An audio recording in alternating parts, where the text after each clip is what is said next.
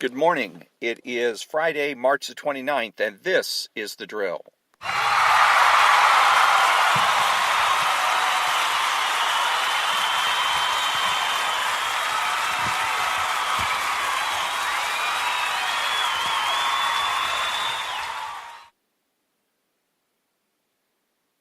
Thank you very much. This is Ron, your host, the only true conservative in the United States of America today, because I'm the only one that makes the presumption for the status quo. Speaking to all the butchers, bakers, and candlestick makers out there, and I wanted to let you know that I do this program is not only on Spreaker and iTunes, and it is also on Facebook. Just look for The Drill on Facebook if you want to check out my Facebook page.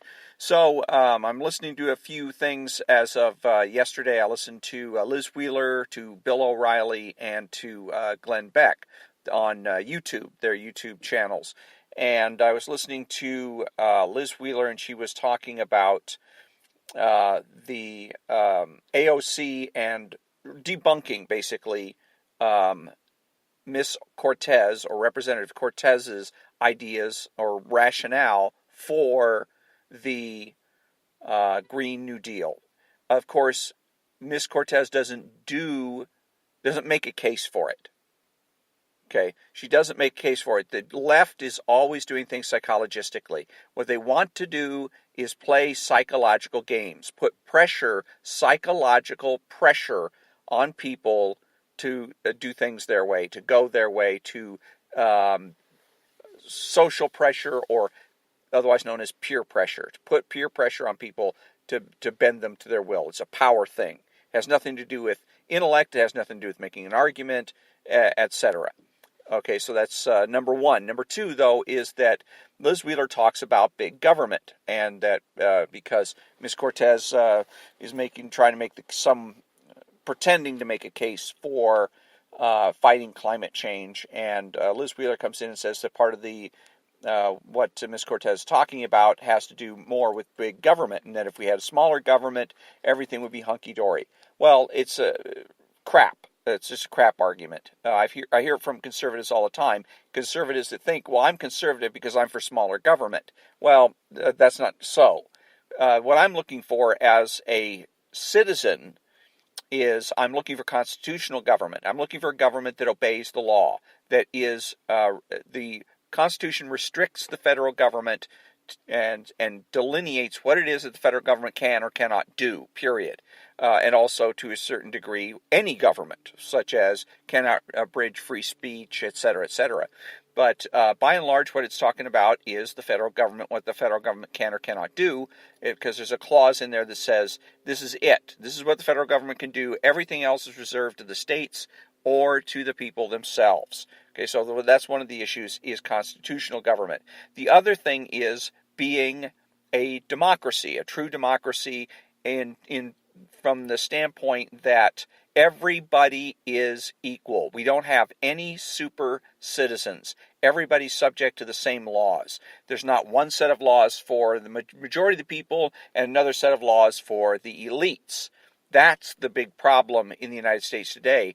There is a movement afoot to reform Congress, and I need to do some more research on that and find out exactly what the details are. But when I'd taken a cursory look at it a few months ago, I really liked what I saw, and I think that is and should be a high priority for Congress, is to pass reforms. Because what the Congress is in the habit of doing is going ahead and passing laws, but exempting themselves from those laws. For instance, what is called Obamacare, is also known as the Affordable Care Act, is the Congress people and their staffs are exempt from having to get or deal with or use the Affordable Care Act. At first they were included, but the Congress people went to the president, then President Obama, and complained that their staffs were upset with what it is they were getting under the Affordable Care Act, and so President Obama wrote them an exemption, said that Congress and their staffs are exempt from the Affordable Care Act. one of the things that Ms. Cortez had mentioned in the YouTube video was that because Ms. Wheeler was playing clips of Ms. Cortez when she's in Congress in some kind of a committee talking about markups to to a particular bill. But in any case, one of the things she mentioned, Ms. Cortez did, was that she had, because she was talking about, Ms. Cortez was, that she and others have been accused of being elites. And she's denying that by saying, well, I used to work in a taco place. I was a waitress in a taco place in the Bronx. And then I just got health care for the first time a month ago. But what she fails to note, what Miss Wheeler fails to note, and shame on Miss Wheeler for failing to note this. We know why Miss Cortez fails to note it, but is that the Congress has their own special health care plan, and it's gold plated. They don't have any. They pay either no or very low monthly payments or premiums, and they have no copays. Okay, so it's gold-plated for the members of Congress. Not so for the rest of the country that has to go by the Affordable Care Act. So Ms. Wheeler should have noted that, because that's the issue. That's the bigger issue than big government, is corruption. Congress went ahead and exempted themselves and did so. It's a huge conflict of interest, and conflict of interest is always the essence of corruption. Wherever you find corruption, you're going to find conflict of interest. Wherever you find conflict of interest, you will find corruption. They go absolutely hand in hand. So that's what it is that Ms. Wheeler should be talking about instead of going on about big government. Because big government's impossible to define. How big is too big? How big is not big enough? No answer to those questions. Okay, so let's stick to constitutional government. And then beyond that is democratic government. Government that is in which everybody is subject to the same laws. Nobody's above the law. The way things stand right now, Congress, the members of Congress are above the law. And it shouldn't be that way. Okay, second thing was Bill O'Reilly. And Bill O'Reilly was... what was he talking about now? Well, I don't remember, so I'm going to go on to Glenn Beck, and we'll come back to Mr. O'Reilly in a minute. Glenn Beck did an excellent thing yesterday where it was called Helium Thursday.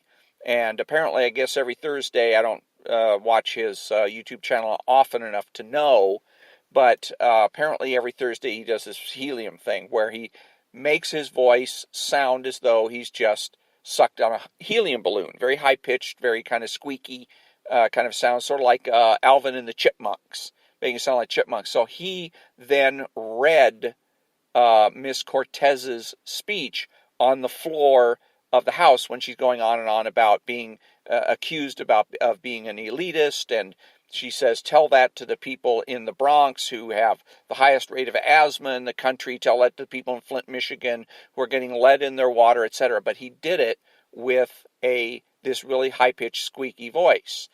And it was absolutely hilarious. And it was perfect from the standpoint that conservatives spend way too much time advertising liberals, going out on their show, using their... Rush Limbaugh reaches 2 million people in the United States of America, and he will go ahead and play clips from CNBC, from MSNBC, from CNN, from clips from shows that have ratings in which there's maybe 100,000 people watching or listening to this program. And so he is helping them. He is aiding them. He's not frustrating them. He's not defeating them by arguing. He should be ignoring these folks. They have nothing. And or if he is going to pay any attention to them whatsoever, because again, 99.9% of the time, people on the left have nothing to say other than arbitrary claims, remarks, etc. And arbitrary claims must be ignored. The only exception to that would be parody.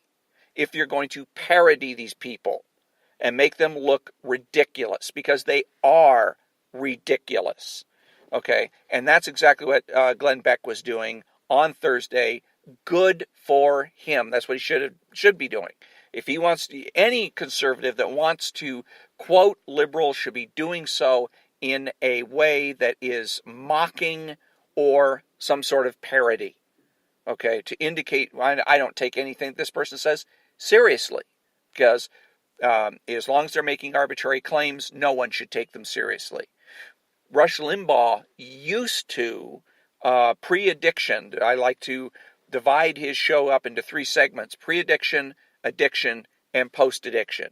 And right now we're in the post-addiction phase. He's still technically an addict, but he's in recovery. Or we could say pre-addiction, addiction, recovery. Let's put it that way. Excuse me. So, pre-addiction, Rush Limbaugh was doing a lot of parodies. Every day his show was filled with different types of parodies. He had all kinds of interesting updates. He had the environmentalist update theme, the feminist update themes, etc., and they were parodies, and he laughed at these people. He skewered them. And then post-addiction, or once he gets into recovery, he decided that that was no longer a good model to use, that for some reason all of a sudden everything has gotten much more serious, or the stakes have gotten higher, or I don't know, he's gotten worried about something and decided that he has to address all these lefties and take them seriously and take everything they say seriously. He's wrong to do that. Every conservative needs to know that it's wrong to do that. If you're the people that you have in your life that are on the left, you need to be able to learn how to laugh at them. Don't take them seriously. Don't, especially when they're making arbitrary claims. And 99% of the time, that's what they're doing.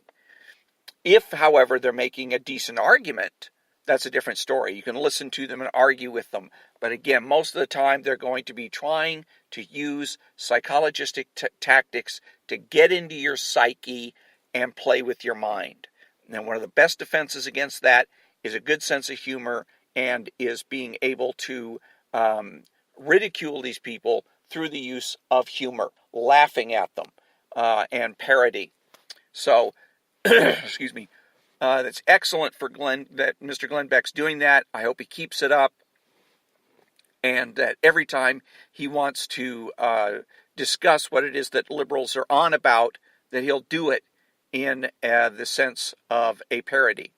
Now, as far as Bill O'Reilly was concerned, he was talking about the unintended consequences of the Mueller report and how it was damaging the reputations, or had damaged the reputations of various news organizations. And what he was doing, again, was making predictions. He was saying that, predicting that these news organizations were going to continue to lose audience. The problem with making predictions is that it's a left-wing feature. This is, again, where the right has allowed the left to influence their thinking and their behavior. Because it was the left that started with the idea of making predictions and asking and challenging people to make predictions. What is your prediction about this? What is your prediction about that? And instead of making value statements. That's what Mr. O'Reilly should have been doing there. Instead of coming out making predictions about these people's ratings, what he should have said was, these people, these organizations, CNN, MSNBC, CNBC, deserve to lose ratings points. They should be snubbed by the American public. The American public should turn their backs on these people. And then you go ahead and give a detailed explanation as to why that should happen. In this particular case, because they have their influence is based on credibility. Credibility is based on integrity. And that these news organizations have demonstrated that they have no integrity. And if they have no integrity, they've got no credibility. If they've got no credibility, there's no reason to listen to them unless, again, you're going to do it as a joke. If you're going to use you're going to use the news organizations and what they say as a platform for parody and comedy, that kind of thing. So, and again, I used to think the same way Bill O'Reilly thinks, and Liz Wheeler and whatnot, that you have to fight every single statement that comes out of the left tooth and nail. So every statement that they make, you got to jump right on it. But I learned by reading not only Ayn Rand, but Mortimer Adler, reading a lot of philosophy books and whatnot, that is not true. You don't fight it tooth and nail that way. Sometimes the best way to fight an argument is simply to ignore it, to turn around and walk away. Because the more you allow yourself to be baited by the left, the more they will continue to bait you. Okay, I'm sure everybody in my audience has people in their life that are in the habit of baiting them, asking them questions to try to lure, or making statements sometimes. Well, Donald Trump, he's out of his mind. The 25th Amendment should apply here, and he should be removed from office because he's obviously cuckoo. Well, they don't give you any evidence. There's no evidence to that statement or proof in that statement. It's obviously doing to bait you to come out and make a pro-Trump statement or argument. Particularly, they'll do that if they're not sure where you stand on Donald Trump and they want to find out.